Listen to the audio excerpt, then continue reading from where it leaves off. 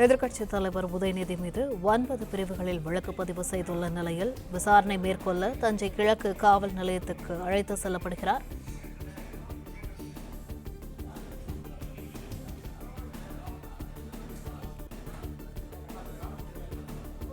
தஞ்சை கிழக்கு காவல் நிலையத்தில் உதயநிதியிடம் விசாரணை நடைபெறவுள்ள இடத்தை சுற்றி பலத்த பாதுகாப்பானது அமைக்கப்பட்டுள்ளது. மேலும் காவல் நிலையத்திற்கு செல்லும் சாலையில் பேரிகார்டுகள் அமைத்து போலீசார் குவிக்கப்பட்டுள்ளனர்.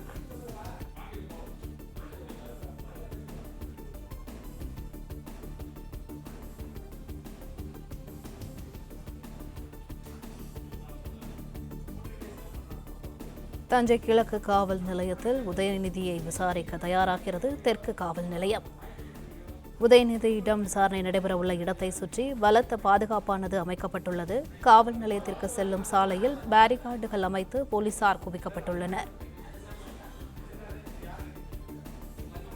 தஞ்சை கிழக்கு காவல் நிலையத்தில் எதிர்க்கட்சித் தலைவர் உதயநிதியை விசாரிக்க ஏற்பாடானது மேற்கொள்ளப்பட்டு வருகிறது.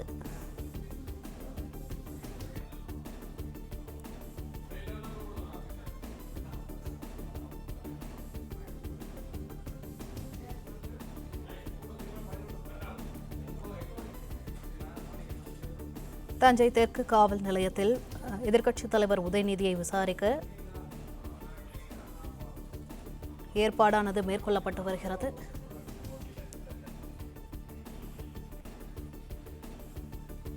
இது தொடர்பான கூடுதல் விவரங்களை எமது செய்தியாளர் மாணிக்கம் வழங்க கேட்கலாம். மாணிக்கம், தொடர்ந்து வழங்கலாம். உதயநிதி ஸ்டாலினை தஞ்சாவூருக்கு அழைத்து செல்லக்கூடிய முன் திட்டமிட்ட அந்த வழிபயணத்தில் தற்பொழுது மாற்றம் செய்யப்பட்டிருக்கிறது. முன்னதாக அவர் கேளம்பாக்கம், அதே போன்று மதுராந்தகம், விழுப்புரம் வழியாக நேராக அவர் பெரம்பலூர், அரியலூர் வழியாக தஞ்சாவூர் அழைத்து செல்லப்படுவதாகத்தான் முதலில் திட்டமிடப்பட்டிருந்தது. அந்த வழியில் தான் அழைத்து செல்லப்படுவதாக முன்னதாக காவல்துறையினர் தெரிவித்திருந்தார்கள். இந்த சூழல்ல தற்பொழுது பெரம்பலூர் சென்ற காவல்துறையினர் அங்கிருந்து அரியலூர் வழியாக தஞ்சைக்கு செல்வதற்கான வழியை மாற்றி தற்பொழுது திருச்சி மார்க்கமாக தஞ்சாவூருக்கு செல்வதற்கு திட்டமிட்டு திருச்சி சாலையை நோக்கி தற்பொழுது உதயநிதி அழைத்து செல்லக்கூடிய இந்த வாகனம் என்பது சென்று கொண்டிருக்கிறது. குறிப்பாக தஞ்சை அழைத்து செல்லப்படக்கூடிய உதயநிதிக்குடைய ரூட்டை காவல்துறையினர் மாற்றியிருக்கிறார்கள். அரியலூருக்கு பதிலாக திருச்சி வழியாக பயணம் மேற்கொள்வதாக ஒரு திடீர் பயணமாக சொல்லப்பட்டிருக்கிறது. முன்னதாக அவர் எந்த ரூட் வழியாக அழைத்து செல்லப்படுகிறார் என்பது முன்கூட்டியே தெரிவிக்கப்பட்டதனால ஆங்காங்கே வழியில திமுகவினர் வந்து அந்த வாகனத்தை மறித்து உதயநிதியுடன் தாங்கள் இருக்கிறோம் என்ற ஆதரவை காட்டும் விதமாக திமுகவினர் அங்கங்கே சில இடங்கள்ல வழிமறிக்கக்கூடிய காட்சிகளை பார்க்க முடிந்தது. இந்த சூழல்ல அவர்களுடைய இடையூறை குறைக்கும் வகையில தற்போது ரூட்டை மாற்றியிருப்பதாக சொல்லப்பட்டிருக்கிறது. பெரம்பலூரிலிருந்து அரியலூர் வழியாக தஞ்சைக்கு 1.5 மணி நேரத்துல செல்ல முடியும். ஆனால் 1.5 மணி நேரத்தில் செல்லக்கூடிய அரியலூருக்கு பதிலாக 3 மணி நேரம் பயணம் இருக்கக்கூடிய திருச்சி வழியாக தஞ்சாவூருக்கு செல்வதற்கு காவல்துறையினர் திட்டமிட்டிருப்பதாக சொல்லப்பட்டிருக்கிறது. இதன் மூலமாக இவர்கள் திருச்சியிலிருந்து தஞ்சாவூர் சென்றடைவதற்கு சுமார் தற்போதைய சூழலில் அவர்கள் பெரம்பலூர் கடந்திருக்கிறார்கள். அரியலூருக்கு செல்ல வேண்டிய வண்டி திருச்சி மார்க்கமாக சென்றிருப்பதனால இன்னும் 3 மணி நேரங்கள் குறைந்ததாகும். தற்போது மணி ஏறக்குறைய 5 ஆகிவிட்டது. இன்னும் 3 மணி நேரங்கள் என்பது 8 மணி ஆகும். 8 மணி என்பது காவல்துறை இவரை விசாரணைக்காக அழைத்து சென்றிருக்கிறோம், விசாரணை முடிந்து மாலை அவரை அனுப்பிவிடுவோம் என்று சொன்ன அந்த நேர கெடுவியை தாண்டிய பிறகுதான் அவரை தஞ்சாவூருக்கு அழைத்து செல்வார்கள். அப்படியான சூழல்ல ஒரு அழைத்து கொண்டு செல்லப்படுகிறார்கள். குறிப்பாக உதயநிதி ஸ்டாலின் அவர்களை காலையில் காவல்துறையினர் அவருடைய இல்லத்திற்கு சுமார் 9 மணி அளவுல நேரில் வந்திருந்தார்கள் தஞ்சாவூர் காவல்துறையினர்.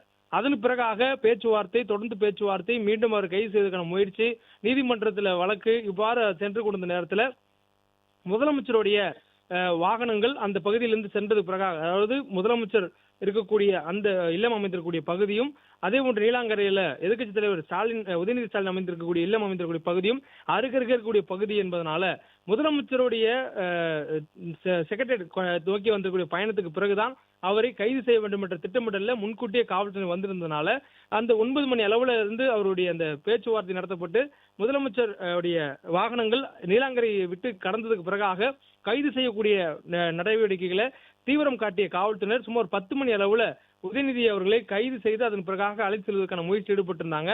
தற்போது மணி 5 மணி ஆகிறது.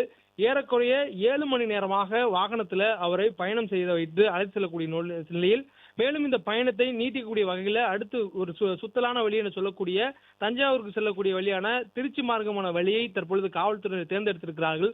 அதற்கு காரணம் ஆங்காங்கே இடையிடையே திமுகவினர் உதயநிதியுடைய கைதுக்கு கண்டனம் தெரிவித்து உதயநிதியை பார்ப்பதற்காக அந்த வழிகளில் இடையூறு ஏற்படுத்துவதனால் இதுபோல் ரூட்டை மாற்றியதாக ஒரு தகவலை காவல்துறை சொல்லக்கூடியது பார்க்க முடிகிறது.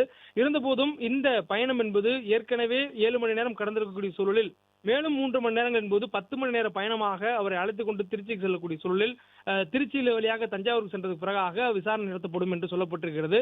இவ்வாறு தஞ்சாவூரில் அவரிடம் விசாரணை நடத்தப்பட்டு எந்த நேரத்தில் அவர் விடுவிக்கப்படுவார் என்ற ஒரு கேள்வியும் எழுந்திருக்கிறது. நீதிமன்றத்தில் அரசு தரப்பு வழக்கறிஞர் விஜயநாராயணன் ஆஜராகி வாதிடும் போது நீதிமன்றத்துக்கு முன்பாக அவர் கூறிய வாக்குறுதி, உதயநிதி அவர்களை கைது செய்யக்கூடிய எண்ணம் தமிழக வெற்றி கழகத்தினுடைய அரசுக்கு இல்லை. மேலும் அவருடைய ரிமாண்ட் செய்யக்கூடிய மேல் நடவடிக்கைகளையும் நாங்கள் எடுக்கவில்லை.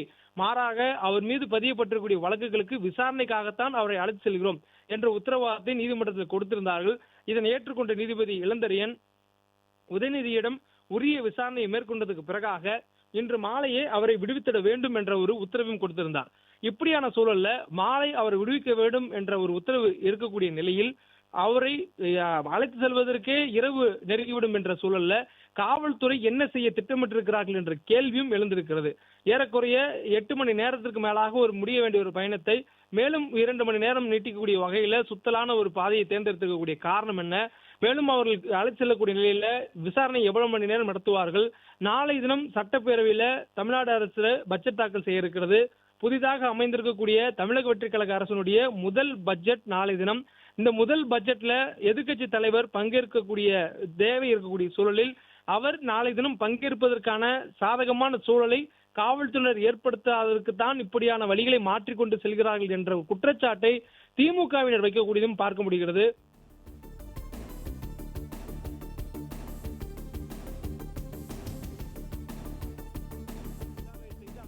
விடுவிக்க வேண்டும் என்ற திட்டமிடலுக்காகவே இது போன்ற சுற்றான பாதையை தேர்ந்தெடுத்தலாகவும், அதே நேரத்தில் திமுகவினர் வைக்கக்கூடிய குற்றச்சாட்டு இது ஒரு அரசியல் ரீதியான கைது.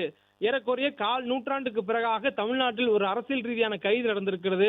2001 முன்னாள் முதலமைச்சர் ஜெயலலிதா அவர்கள் முதலமைச்சராக பொறுப்பேற்ற போது அப்போதைய முன்னாள் முதலமைச்சராக இருந்த மு கருணாநிதி அவர்களை கைது செய்திருந்தார். அது ஒரு அரசியல் ரீதியான கைதியாக பார்க்கப்பட்டது.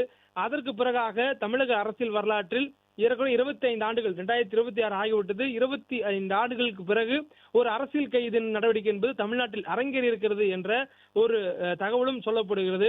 குறிப்பாக அரசியல் களத்தில் நேர் எதிரே பயணித்திருக்கக்கூடிய திமுகவும் அதிமுகவும் மாறி மாறி தங்களுடைய கட்சிகளுக்கு ஆதரவாகவும் எதிர்கட்சிகளுக்கு குற்றச்சாட்டுகள் முன்வைத்து தங்களுடைய ஆட்சி காலத்தில் எதிர்கட்சியாக இருக்கக்கூடியவர் மீது கடந்த காலங்களில் அவர்கள் செய்த திட்டங்கள் மீதும் குற்றம் சொல்வதும் அவர்கள் மீது ஊழல் வழக்குகள் பதிவு செய்வதும் போன்ற ஒரு அரசியல் ரீதியான பழிவாங்கல் நடவடிக்கையாக இருந்தாலும் அது சட்டப்பூர்வமான ஒரு நடவடிக்கையாக சட்ட நடவடிக்கையாகவே மேற்கொண்டிருந்தார்கள். அரசியல் ரீதியான ஒரு கைது என்பது இல்லை. அப்படியான சூழலில் தற்பொழுது இந்த கைது நடவடிக்கை என்பது முழுக்க முழுக்க ஒரு அரசியல் கைது நடவடிக்கையாக 25 ஆண்டுகளுக்கு பிறகாக தமிழ்நாட்டில் தலையோங்கி இருக்கிறது என்ற குற்றச்சாட்டையும் திமுகவினர் முன்வைக்கின்றனர். பிளே ஸ்டோர் மற்றும் ஆப் ஸ்டோரில் இருந்து பாலிமர் செயலியை QR கோடு மூலம் பதிவிறக்கம் செய்யுங்கள். செய்திகளை உடனுக்குடன் பெறுங்கள்.